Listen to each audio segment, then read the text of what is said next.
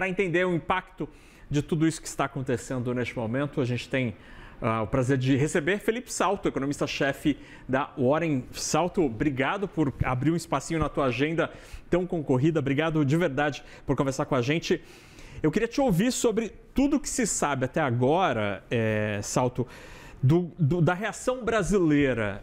Oferecer crédito, eventualmente compras governamentais, abertura de novos mercados. O que te parece, do ponto de vista econômico, mas potencialmente ali com alguma abertura de janela de esperança? Boa tarde. Boa tarde, Nakagawa. Obrigado aí pelo convite. Prazer sempre conversar com você aqui na CNN. Dizer o seguinte, de fato agora entra em vigor o chamado tarifaço, em que pesem as exceções que foram anunciadas já há uma semana, ele é bastante pesado e vai ter efeitos importantes sobre a economia brasileira.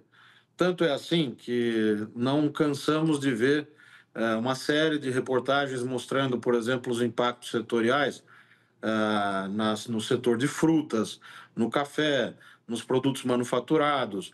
Isso tem impactos diferentes, né, heterogêneos, porque tem produtos que você consegue redirecionar para dentro, para consumo doméstico. Aí vai ter efeito sobre a inflação, no sentido de baixa dos preços. Pode ser que inviabilize a produção de alguns bens. E também tem aqueles bens mais sofisticados que são mais difíceis de você arranjar outro destino, seja interno ou seja para outros países. Então, o governo tem um desafio enorme pela frente, só está começando essa etapa de enfrentamento desse novo episódio, né, da política tarifária do presidente Donald Trump.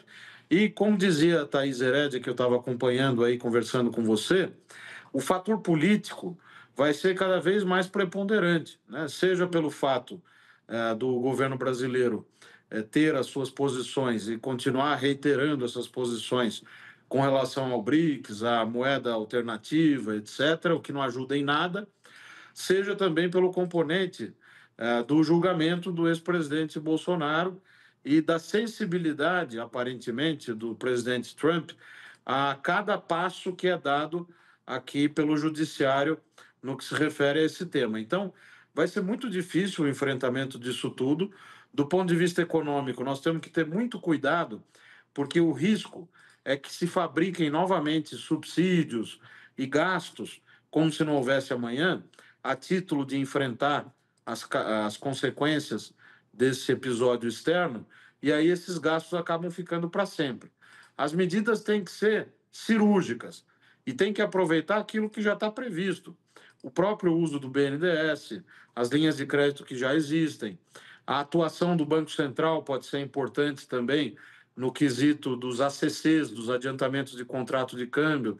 Nesse primeiro momento, é o que dá para fazer. Quer dizer, você não pode deixar desguarnecidas as empresas que já tinham compromissos firmados para determinados prazos e já tinham feito financiamento esperando oferir essas receitas que talvez não venham. Dos indicadores, muito se falava do efeito desinflacionário de tudo isso ou de algum impacto na atividade. O que a gente sabe até agora, Salto, dá para ter algum tipo de prognóstico sobre esses dois assuntos, preço e atividade?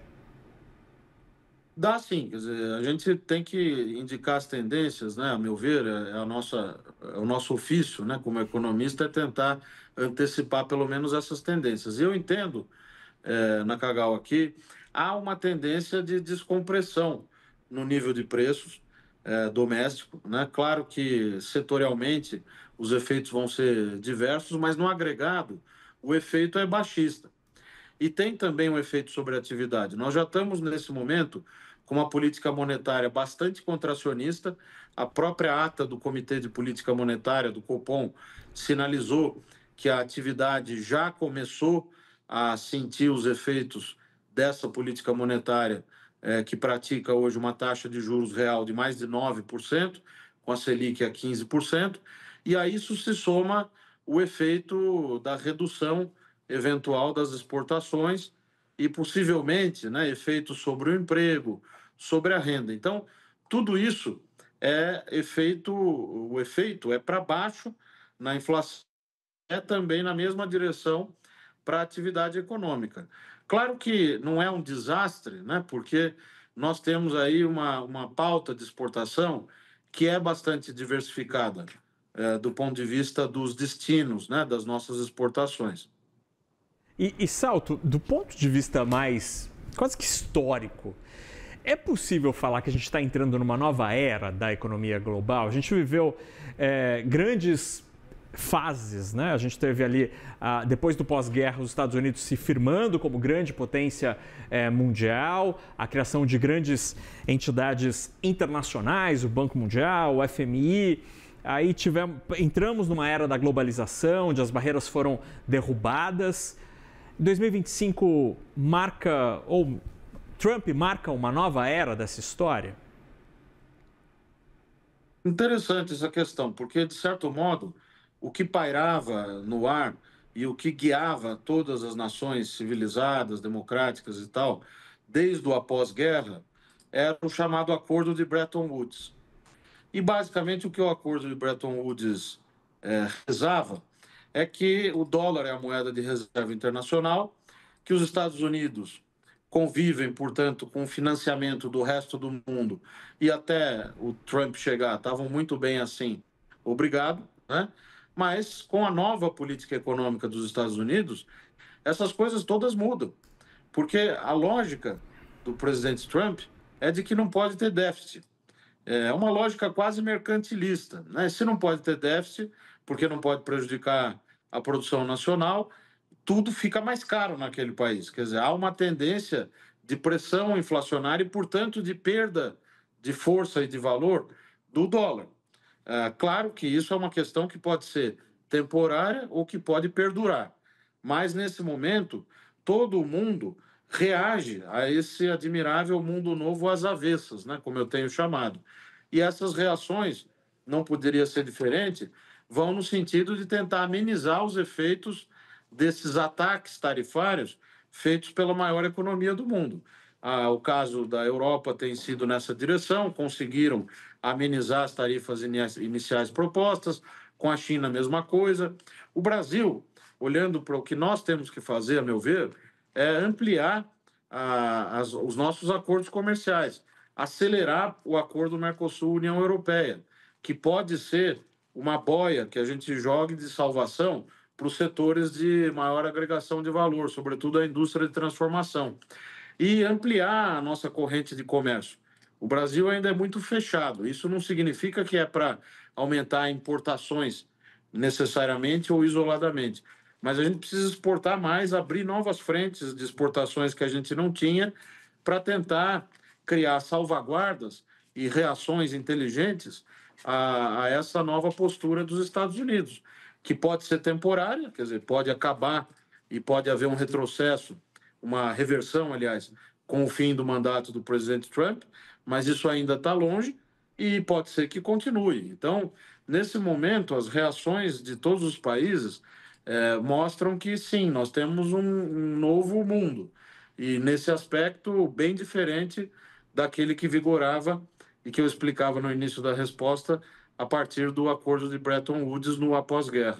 Salto, eu sei que você tem um outro compromisso em instantes, mas eu queria te fazer uma última pergunta.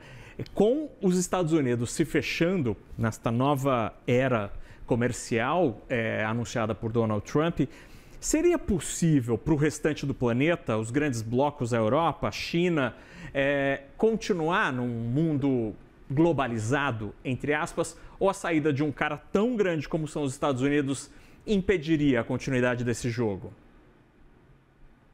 Eu entendo que impediria, mas também não vai ser uma saída abrupta. Você vê que o próprio Estados Unidos é dependente dessas cadeias globais de valor, de modo que ele mesmo dá as pancadas iniciais e depois retrocede. Então, o que está havendo é o movimento dessas placas tectônicas nesse momento, ele ainda está acontecendo, né? Então, eu não vejo que os Estados Unidos vão colocar todas as fichas num isolamento completo. Não faria sentido. Isso resultaria em muito menos crescimento, menores taxas de crescimento para eles e mais inflação. Quer dizer, isso é veneno na popularidade de qualquer político, de qualquer governo. O Jerome Powell tem sido uma voz de sanidade, né, em meio a esse caos todo que o presidente Trump tem colocado, né, nas suas ações. E ele tem mostrado justamente isso. Os Estados Unidos vivem hoje um risco iminente de estagflação, que é a combinação nefasta, né, de inflação alta com crescimento baixo. Eles vão seguir nessa trajetória até prejudicar quanto, né, a economia americana? Eu não acho que isso vai acontecer. Eu entendo que os movimentos ainda estão acontecendo, certamente nós vamos para uma situação distinta da que se tinha pré-políticas tarifárias americanas, né, nesse novo formato, mas eu não aposto num caos geral. Eu entendo que é inescapável que se encontrem saídas, ainda que essas saídas pareçam nebulosas e insondáveis nesse momento. Felipe Salto, economista-chefe da Warren Investimentos, obrigado pela conversa e pela tua análise interessantíssima sobre esse momento, para além do noticiário de curto prazo, que a gente pensou um pouquinho a economia do planeta. Que bom contar com a tua visão dessa confusão toda que a gente está vivendo. Salto, obrigado pela conversa. Bom finzinho de quarta-feira. Eu que agradeço. Um abraço a você. Tchau, tchau.